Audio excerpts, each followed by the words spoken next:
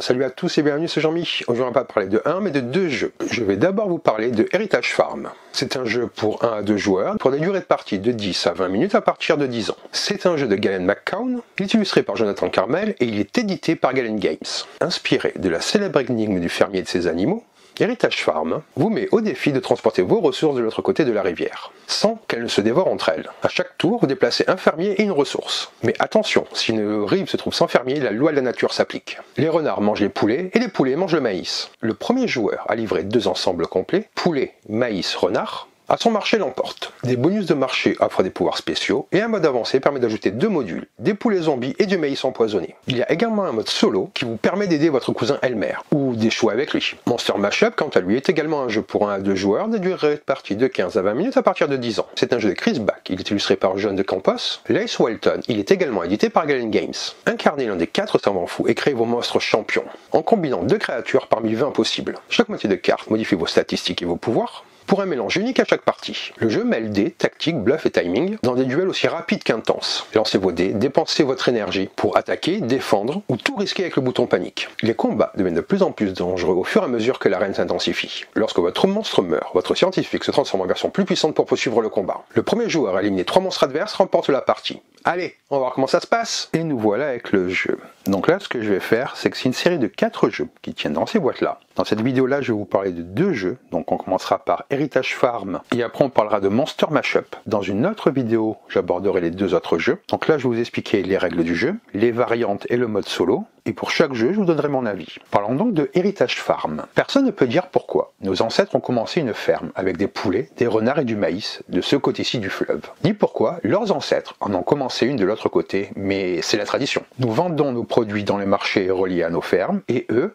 vendent dans les marchés reliés aux nôtres. Par contre, il y a un petit problème. Vous ne pouvez pas laisser un renard seul avec un poulet, ni un poulet seul avec un maïs. Encore plus compliqué, nos bateaux ne transportent qu'un fermier et un produit à la fois.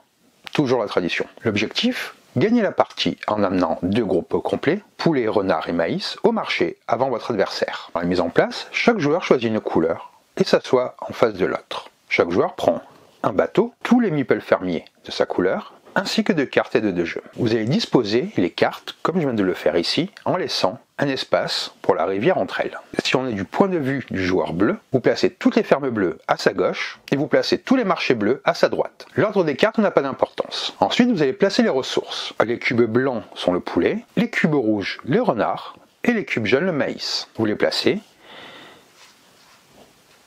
sur les icônes correspondantes de chaque ferme. Vous trouverez dans la boîte des autocollants pour les différencier encore mieux. J'ai pas encore eu le temps de le faire, je suis pas très doué avec ça. Ensuite, vous placez un fermier orange sur tous les espaces de ferme orange et un fermier bleu sur tous les espaces de ferme bleue. Mélangez les bonus de marché et placez-en un face cachée sur chaque espace de marché de la couleur appropriée. Le D4, les disques poulet zombie et le maïs empoisonné ne sont pas utilisés dans ce mode de jeu. Comment gagne-t-on la partie ?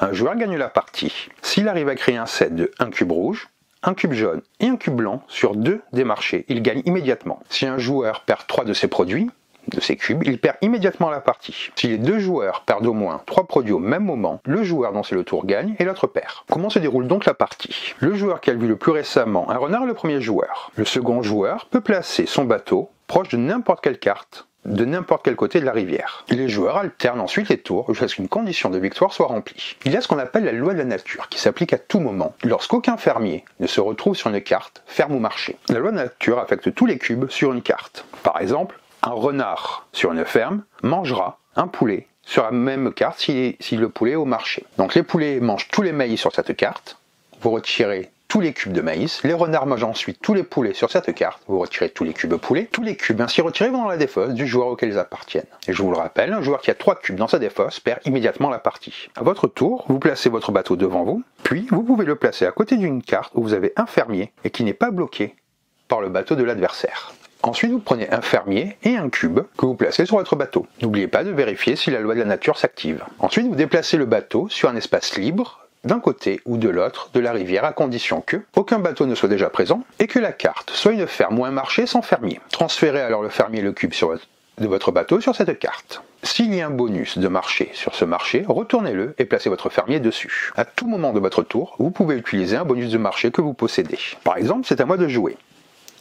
Je décide de venir ici, je prends mon fermier, puis je prends du maïs. Je vérifie, la loi de la nature ne s'applique pas dans ce cas-là. Et je décide de venir le placer ici, comme cela. Par contre, si j'avais juste pris ce cube-là, ici, en me déplaçant bien sûr ce fermier, la loi de la nature se serait appliquée, et donc ce second poulet aurait été défaussé. Les bonus de marché offrent de puissantes capacités à usage unique. Ils sont révélés la première fois que vous arrivez sur un de vos marchés. Ils sont obtenus lorsqu'un fermier quitte le marché. Placez alors le bonus devant vous face visible. Vous pouvez utiliser un seul bonus par tour, à tout moment de votre tour. Après utilisation, remettez-le dans la boîte. Les effets possibles sont les suivants. Déplacez le bateau de votre adversaire à côté d'une autre carte. Déplacez un de vos produits sur une carte au-dessus ou en dessous. Un de vos marchés ou fermes peut accueillir deux fermiers.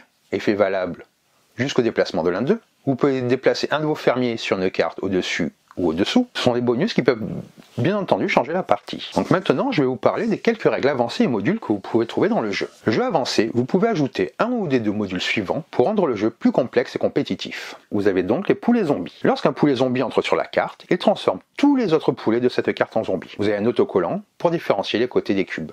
Et vous les retournez donc sur le côté poulet zombie. Quand la loi de la nature est déclenchée sur cette carte, les poulets zombies mangent tous les renards et le maïs. Ils ne sont pas mangés par les renards. Ils comptent toujours comme des poulets pour les conditions de victoire ou de défaite. Pour le maïs empoisonné, lorsqu'il entre sur une carte, il transforme les maïs présents en maïs empoisonnés. Retournez-les sur le côté maïs empoisonné. Quand la loi de la nature est déclenchée sur cette carte, les maïs empoisonnés tuent tous les poulets présents. Et ils ne sont pas mangés par les poulets. Ils comptent toujours comme maïs pour les conditions de victoire ou de défaite. Si un maïs empoisonné et des poulets zombies se trouvent sur la même carte et que la loi de la nature s'active, tous les produits de cette carte sont défaussés. Pour ajouter des poulets zombies, chaque joueur place un disque poulet zombie sur l'icône poulet d'une de ces fermes contenant un seul poulet. Vous retournez ensuite le cube poulet blanc du côté zombie. Pour le maïs empoisonné, chaque joueur place un disque maïs empoisonné sur l'icône maïs d'une de ces fermes contenant un seul maïs. Vous retournez ensuite le cube maïs du côté empoisonné. Les poulets zombies et le maïs empoisonné transportés pendant le jeu infectent tous les produits sur des cartes où ils passent, en les retournant côté empoisonné ou côté zombifié. Donc ça, c'est pour les deux petits modules qui sont très marrants, qui rajoutent vraiment du fun, je trouve. Je vais maintenant vous parler du mode solo qui s'appelle le mode Elmer.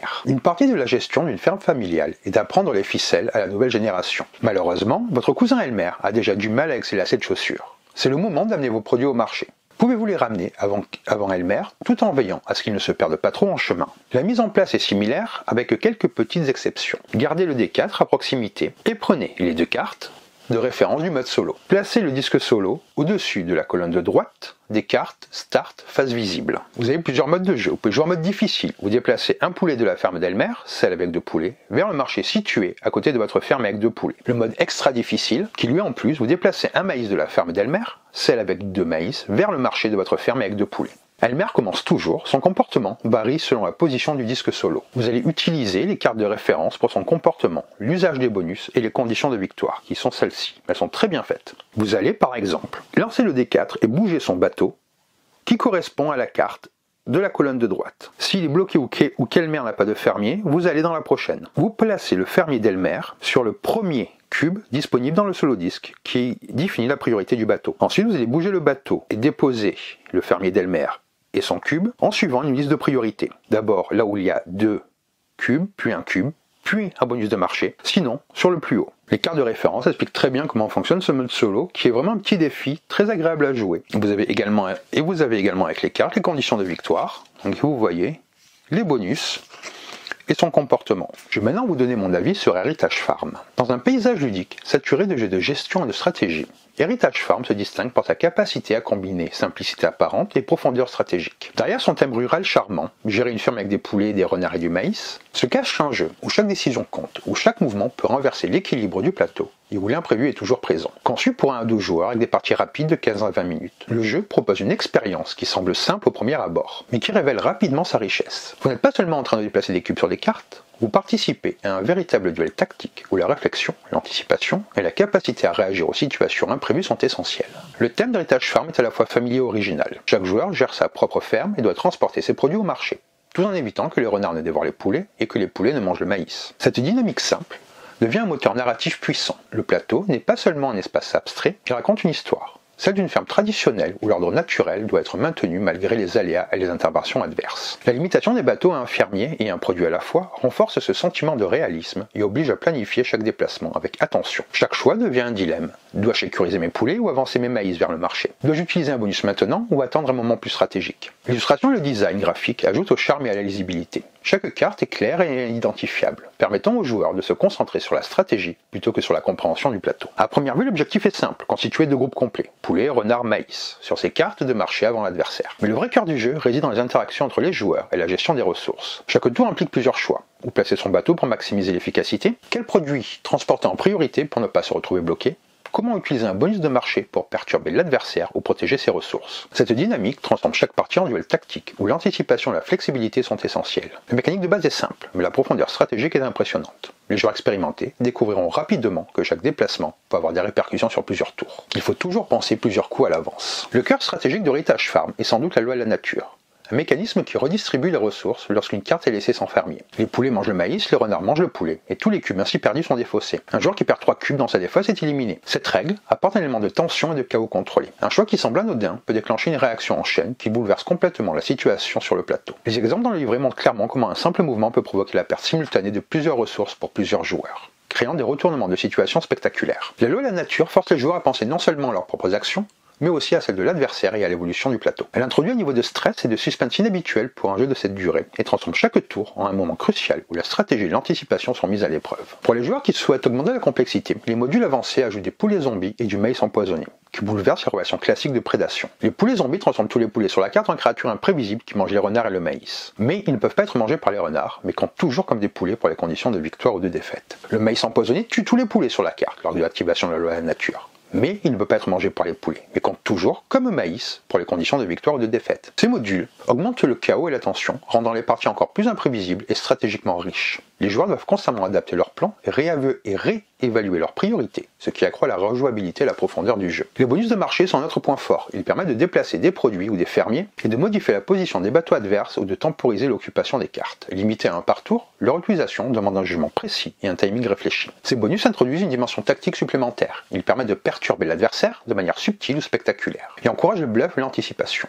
La combinaison entre les bonus et la loi de la nature rend chaque partie dynamique et imprévisible, même pour des joueurs expérimentés. Le mode solo, nommé Elmer, est une excellente initiative. Plutôt que de proposer une IA abstraite, le jeu simule un adversaire tangible. Avec un comportement défini par des cartes de référence, les joueurs doivent gérer leurs produits tout en surveillant les actions d'Elmer qui réagissent selon sa position et les situations sur le plateau. Le mode solo inclut également des variantes difficiles et extra difficiles, augmentant le challenge avec des déplacements supplémentaires de poulet ou de maïs sur les cartes du joueur. Cela offre une rejouabilité et un challenge stratégique, même pour les joueurs qui souhaitent s'entraîner seuls. Le jeu propose donc des parties rapides et accessibles dès 10 ans, mais avec une profondeur stratégique très intéressante. Il y a une interaction constante entre les joueurs et avec le plateau grâce aux bonus et à la loi de la nature. Les modules avancés et le mode solo augmentent la rejouabilité et la complexité. Le thème est cohérent et immersif, renforcé par les illustrations et la mécanique. Tension constante et retournements de situation sont fréquents dans le jeu. Heritage Farm est un jeu rapide, immersif et stratégique, où chaque décision a un poids réel et où chaque tour peut réserver des surprises. La combinaison de gestion, de placement et de chaos contrôlé, ainsi que de tactique, rend chaque partie unique. Les amateurs de stratégie trouveront dans Heritage Farms une expérience riche, dynamique et engageante, tandis que les joueurs occasionnels apprécieront la simplicité des mécaniques de base et le charme du thème. Avec ses modules avancés et son mode solo, le jeu offre également une excellente rejouabilité et une profondeur surprenante pour sa durée de partie courte. Un jeu où stratégie et chaos se rencontrent, offrant des parties intenses, variées, captivantes, où chaque poulet, chaque renard et chaque maïs compte. Donc voilà pour Heritage Farm, je vais ranger tout ça et on va passer à Monster Mashup. Et on se retrouve donc avec Monster Mash. Prenez le rôle d'un savant fou, ayant accès au nec plus ultra des laboratoires et une horde de créatures fantastiques. Fusionnez-les et amenez vos créations à l'arène, où elles s'affronteront dans une bataille à mort. Monster Mashup est un jeu de combat pour 1 à 2 joueurs, où des créatures s'affrontent à coups de tactique, de chance et de supercherie. Pour la mise en place, placez la carte arène et les pistes de vie et d'énergie comme cela. Laissez assez d'espace entre les 2 pistes pour que les joueurs puissent placer leurs monstres. Placez le cube d'arène sur la case 1. Placez le cube de vie sur 0 et les cubes d'énergie sur 3. Chaque joueur choisit un savant fou qu'il met sur la face A, sous sa piste de points de vie et d'énergie. Remettez les savants inutilisés dans la boîte. Chaque joueur prend 2 dés d'attaque et un dé boost. Mélangez les cartes monstres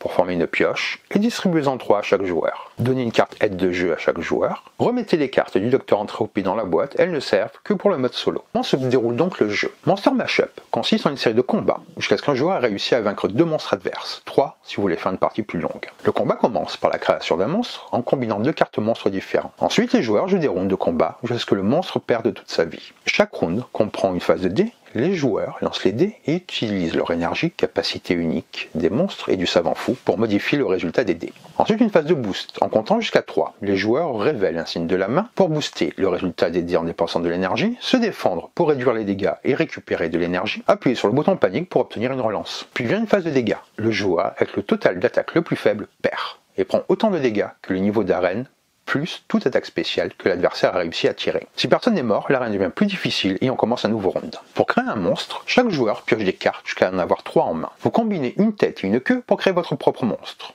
La combo déterminera votre vie, intelligence, attaque spéciale, ainsi que vitesse et pouvoir. Dans le premier combat, les joueurs révèlent leur monstre en même temps et les placent devant les pistes de vie et d'énergie. Pour les combats ultérieurs, le vainqueur du combat précédent révèle en premier. Réglez votre vie sur celle du monstre, puis ajoutez son intelligence à votre énergie actuelle.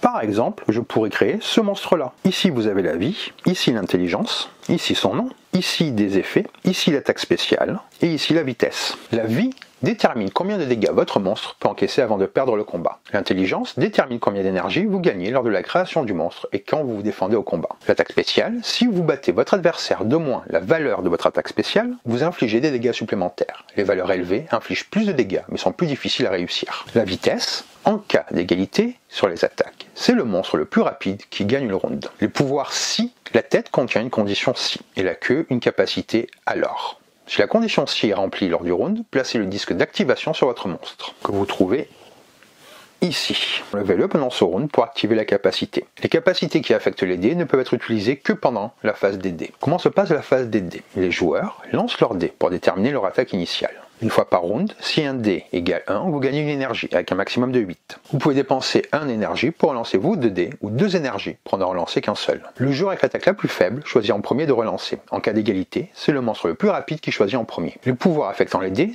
doivent être utilisés pendant cette phase. Ensuite vient la phase de boost. Quand les joueurs sont prêts, ils comptent jusqu'à 3 et révèlent un signe de la main. 0,5 doigts, boosté, vous placez le dé de boost sur la case correspondante pour augmenter votre total d'attaque. Le point, c'est pour se défendre, vous gagnez autant d'énergie que l'intelligence du monstre. Les dégâts subis sont réduits de moitié. Si l'adversaire appuie sur le bouton panique, vous perdez immédiatement le combat. Frappez la table, c'est le bouton panique, vous relancez les dés d'attaque. Si l'adversaire défend, son monstre meurt. Puis vient la phase de dégâts. Vous ajoutez le dé de boost au dé d'attaque pour calculer le total d'attaque. Le joueur avec le plus grand total gagne. En cas d'égalité, le monstre le plus rapide gagne. Le perdant subit des dégâts, qui sont égales au niveau de l'arène, plus le dégât d'attaque spéciale si cela est applicable. Si le joueur a défendu, les dégâts subis sont réduits de moitié, arrondis au supérieur. Défendre et recevoir le bouton panique, comme je vous disais, c'est la mort immédiate du monstre. Si les deux monstres survivent, vous retirez les disques d'activation et avancez le niveau d'arène d'une case. Vous commencez un nouveau round. Si un monstre meurt, l'auteur gagne la tête du monstre pour sa pile de score. S'il s'agit de sa deuxième tête, il gagne la partie. Le perdant retourne ou laisse son savant fou côté B. Le vainqueur retourne ou laisse son savant fou côté A. Un nouveau combat commence. Chaque joueur pioche pour avoir 3 quarts de monstre et crée un nouveau monstre. Le joueur ayant gagné le combat révèle le monstre en premier. Chaque savant fou donne une capacité unique utilisable une fois par round.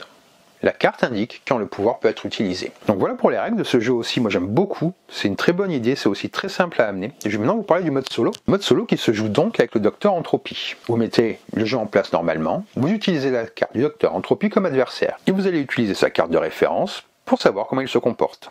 Ça va vous indiquer comment il joue, ce qu'il fait durant les différentes phases, afin d'avoir un comportement d'adversaire qui vous met également au défi. Moi j'ai beaucoup aimé le mode solo, ce qui est sympa c'est qu'on peut en faire plusieurs parties. C'est très simple à suivre aussi, comme vous voyez les règles sont pas compliquées, mais il y a une vraie profondeur stratégique, et le mode solo reflète bien tout cela. Donc après vous avoir parlé du jeu, je vais maintenant vous donner mon avis sur ce dernier. Monster Mashup n'est pas simplement un jeu de cartes ou un jeu de dés classique. Il s'agit d'une véritable expérience tactique et interactive, où les joueurs incarnent des savants fous, manipulateurs de créatures fantastiques, mais ils les envoient dans l'arène pour des combats imprévisibles et palpitants. À première vue, le concept semble simple, fusionner des cartes monstres pour créer une créature unique et la faire combattre. Mais derrière cette façade ludique se cache un système de jeu finement pensé, capable de combiner hasard, stratégie et bluff dans chaque round. La mécanique centrale repose sur la création de monstres à partir de cartes tête et queue. Chaque combinaison influence directement les attributs du monstre, vie, intelligence, attaque spéciale, vitesse et pouvoir. Cette phase de création impose une première couche de stratégie. Choisir un monstre pour ses valeurs brutes, mais aussi pour la manière dont ses pouvoirs interagiront avec le monstre adverse et le contexte de l'arène. Le système est ingénieux car il donne aux joueurs une liberté de choix, tout en obligeant à anticiper les tours suivants. Faut-il créer un monstre puissant mais lent, capable d'infliger de gros dégâts, ou un monstre plus rapide, moins résistant, mais capable d'exploiter des combos? Cette décision initiale influence chaque round et chaque décision future, et rend chaque partie unique. Chaque combat se divise en rounds successifs comprenant phase de dé qui détermine l'attaque initiale, phase de boost, miser sur les doigts, le poing ou le bouton panique pour modifier le cours de l'affrontement,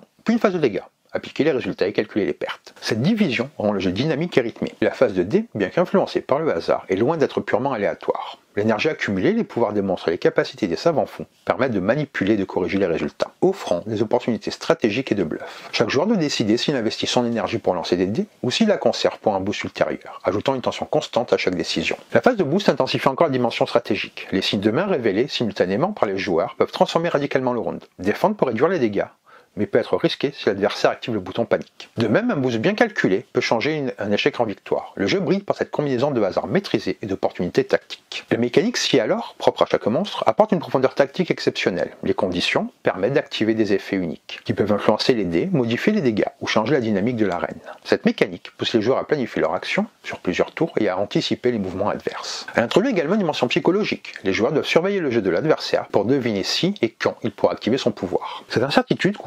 couplé à l'usage stratégique des boosts et de l'énergie, donne au jeu une tension constante et une rejouabilité élevée. L'un des aspects les plus réussis est l'interaction permanente entre les joueurs. Chaque choix n'affecte pas seulement votre monstre, mais aussi celui de l'adversaire. Les savants fous permettent de perturber les plans adverses, tandis que le bouton panique peut provoquer une relance de dés ou même la mort instantanée d'un monstre dans certaines conditions. Le bluff devient un outil aussi puissant que la force brute. Savoir quand relancer, défendre ou booster ses dés peut surprendre l'adversaire et inverser le résultat d'un round. La mécanique de défense combinée au calcul des dégâts oblige les joueurs à peser chaque décision et à anticiper non seulement le résultat des dés, mais aussi la réaction de leur adversaire. Le mode solo ajoute une couche supplémentaire d'intérêt. Plutôt que d'utiliser une IA abstraite, le jeu simule le Docteur Entropie, un adversaire tangible avec ses propres stratégies et comportements. Les joueurs doivent apprendre à prédire les actions du Docteur et ajuster leur monstre et leur énergie en conséquence. Cela rend Monster Mashup idéal pour un joueur souhaitant jouer seul pour s'entraîner, tester des stratégies ou simplement profiter de l'expérience sans adversaire humain.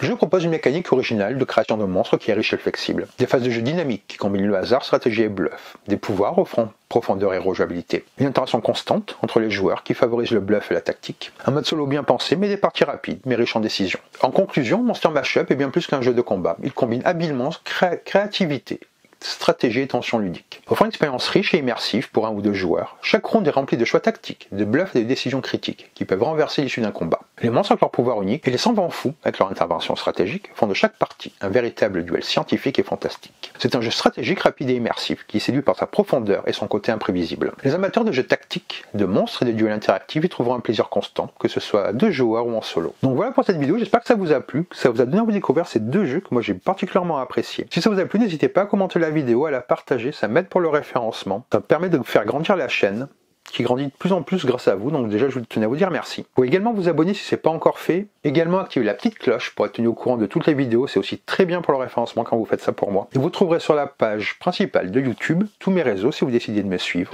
et n'hésitez pas à venir me dire bonjour, c'est avec plaisir que j'échange avec vous quand c'est possible. Et sur ce, je vais vous dire bonne partie et bon jeu.